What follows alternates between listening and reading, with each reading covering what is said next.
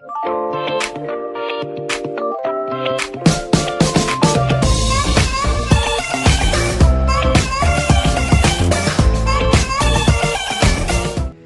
of all, let me just say that I am not a professional drone user. I am a new owner of this DJI Mini 2. In fact, I would say that I am an ignorant knucklehead, reason why I crashed my drone the very moment I started flying it as soon as I unboxed it. So now you're probably thinking, why the heck should I watch this tutorial video? There is no way I'm going to listen to this fella who crashes drones. Like you guys who stumbled upon this video, I searched and watched for dozens of video tutorials on DJI drones when I purchased it, and even before deciding to buy one. There were hundreds, if not thousands, of videos made for beginners by professional drone users. And most of the time that works, you know? I mean, where else can you learn best but from the experts, right? Wrong. Because they don't tell you that as a new drone owner, you get excited and you get overwhelmed. And so you just try it out and fly the damn drone straight from the box, and so you crash it. So today, I'm going to share with you the things I learned as a newbie in this drone community. I'm using air quotes. In this video, I'm going to tell you what you should expect to get from a Mini 2 Fly More box, the essential steps you have to take before flying your drone, and I'm also going to share some of the first few clips I took using the easy shots of this Mini 2. So this is basically the ultimate beginner's guide of the DJI Mavic Mini 2.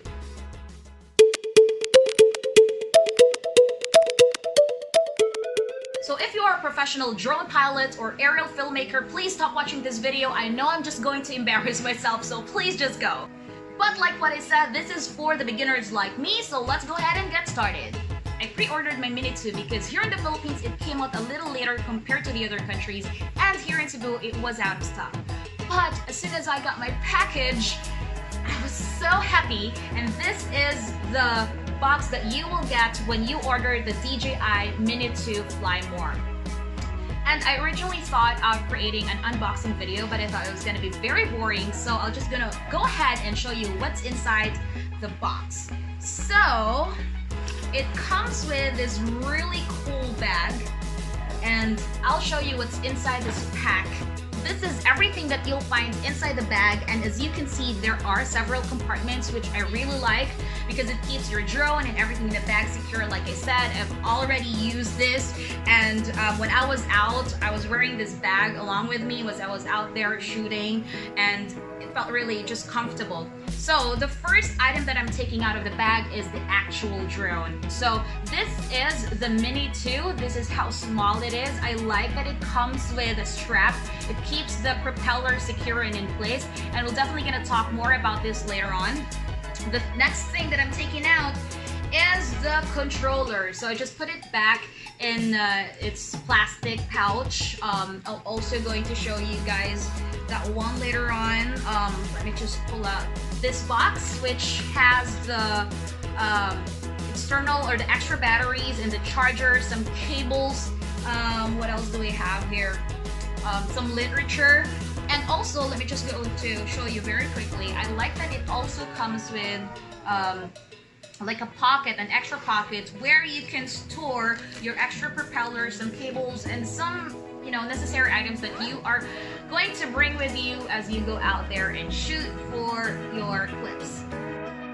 Right, so basically this is everything that you will get when you order the DJI Mini 2 Fly More combo, and aside from that, it offers the lightweight drone and the controller. It's fitted with all of the essential accessories that you need.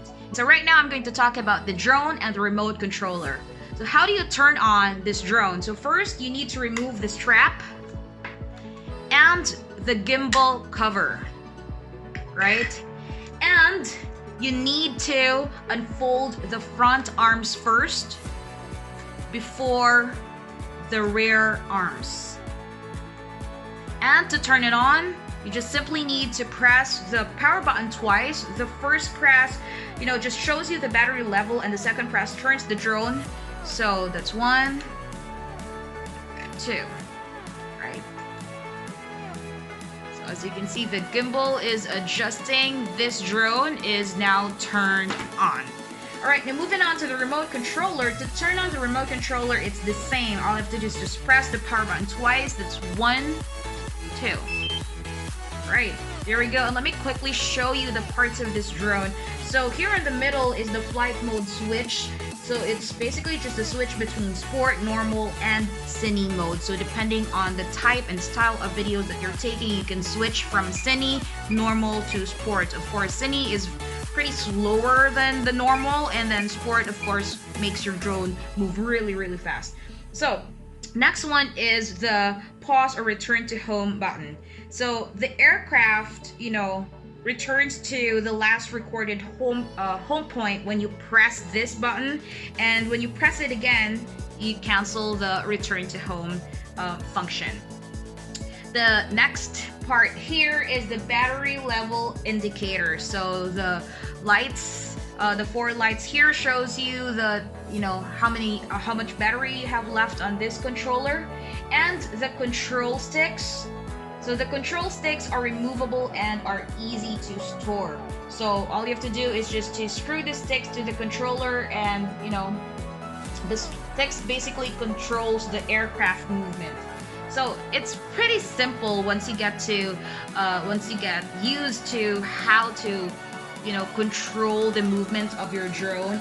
There are basically different modes of how you set up your remote control sticks, but the default mode of the controller is that the left stick controls the altitude and the left and right direction of your aircraft, while the right stick controls the forward and backward movement, and also the left and right movement of the aircraft. So basically, just to show you, when you control the left stick, what it does basically is when you push the stick forward, it raises your drone. So this is what the left stick is controlling, the altitude of your drone. And when you control it to the left side on your left stick, what it does, it basically makes your drone move like this. So it switches the direction where it is pointing. Well, the left or the right stick, what it does, it controls the movement, the backwards and forward of your drone, and also the side to side movement. So I know it takes a while before you get used to it, but like what I said, all you have to do is practice. Now, there are other buttons here that I'd like to show you as well. The customizable button, so you just have to press it once to recenter the gimbal, or tilt the gimbal downward. And the photo and video toggle, so this button right here, so you press to change the capture mode from photo to video and video to photo. And controller to phone connection, right? So this one right here, all you have to do is to pull the lever here. This is your mobile device holder, and the controller to phone connection is attached here. So this cable is attached to your controller, while this one goes to your phone. So depending on the type of mobile device that you're using, it comes with a lightning cable, or a USB-C cable, or even a micro USB cable, depending on your mobile device. And this holder also has the antenna. So the antenna relays the aircraft and the video wireless signals. So this one, guys, is really important, and it's really cool. The old models, I believe, of DJI drones has an actual antenna, but this one doesn't have like a physical antenna. This one right here, this plastic thing, is already the antenna of your remote control. So that's pretty cool, I think, in terms of the design. And of course, here at the back, or the bottom part, is the USB-C port for charging and connecting the remote control to a computer, and the control stick storage slots. So when you're not using your controller, just have to do is to unscrew your sticks and keep it in your stick storage. So that's pretty neat, right? And the gimbal dial, right, let me just go ahead and push that back right there. So you see this one, this is what you call the gimbal dial. So what it does really is it controls the tilt of the camera, right? So when you scroll it to the left or to the right, it actually controls, you know, the gimbal on your drone. And here is the capture button. So when you are on a photo mode, then when you press this, the drone takes a photo, and when you are in a video mode and clicks this shutter button, it does take the video. So that's pretty much it. It's really, you know, it's really cool. I like the grip and feel of this remote control. It feels very natural. I'm not, you know, it doesn't feel awkward or comfortable to hold. So yeah. So like I said, I crashed my drone the very moment I started flying it because, you know, as soon as I opened the box, I just got too excited and I forgot all the videos that I watched. I mean, I started flying it without really understanding what I was doing. I mean, you know, I attempted to pilot it inside my house. I mean, indoors. Like, how stupid can I get, right?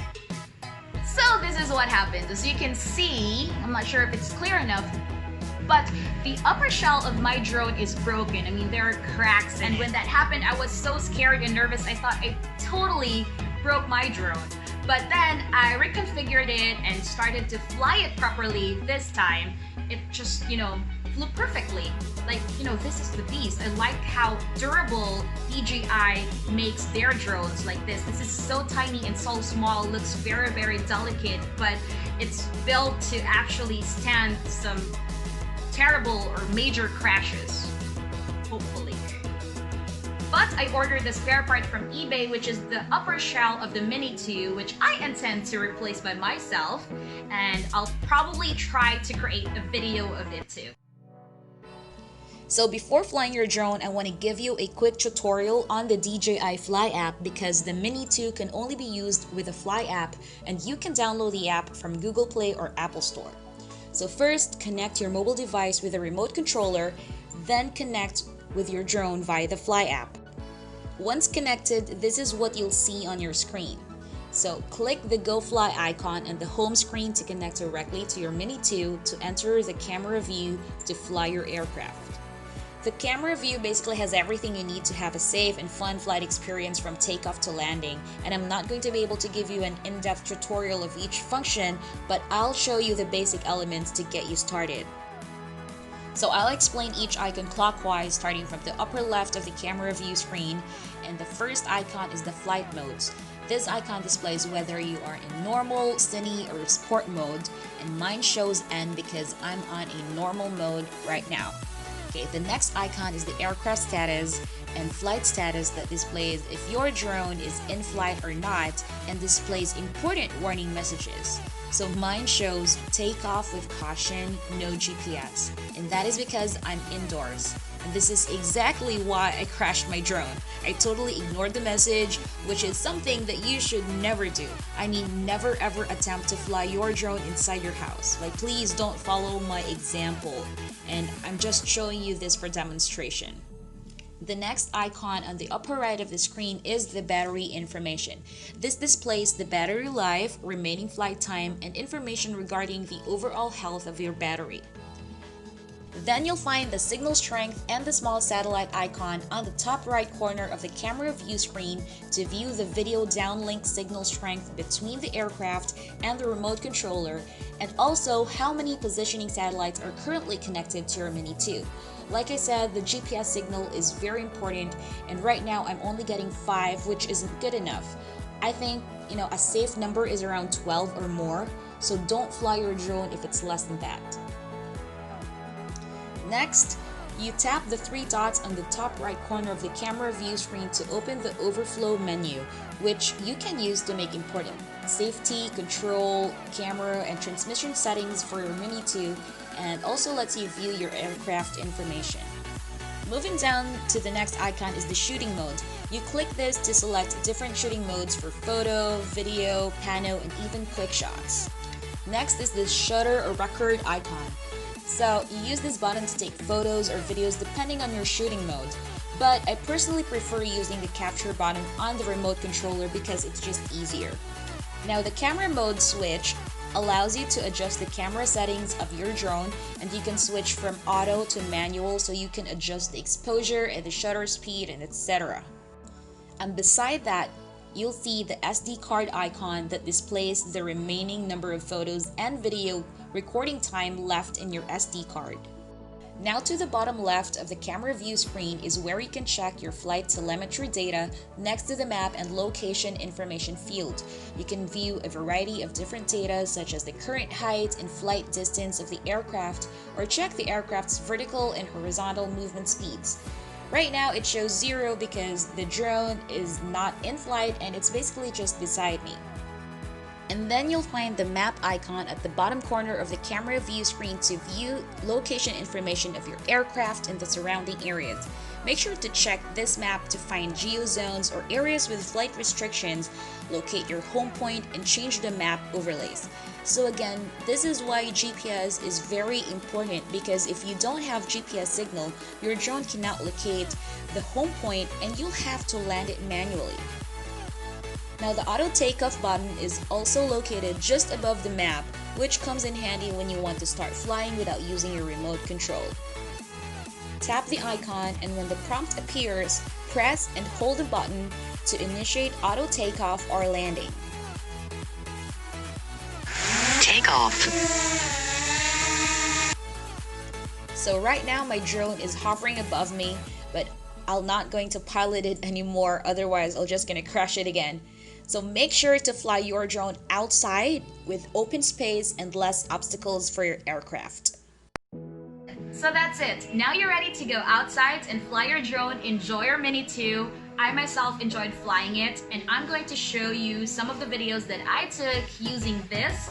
And they're very amateur, non-professional looking videos, of course, but you know, you just really need to practice and practice a lot. Get yourselves comfortable using the drone, and you know, try to play and experiment with the different shots until you learn how to take those cinematic shots that you'd want for your videos. I mean, this is a really good investment if you plan to improve your filmmaking skills and, you know, add some flavor and beautiful storytelling to your video content.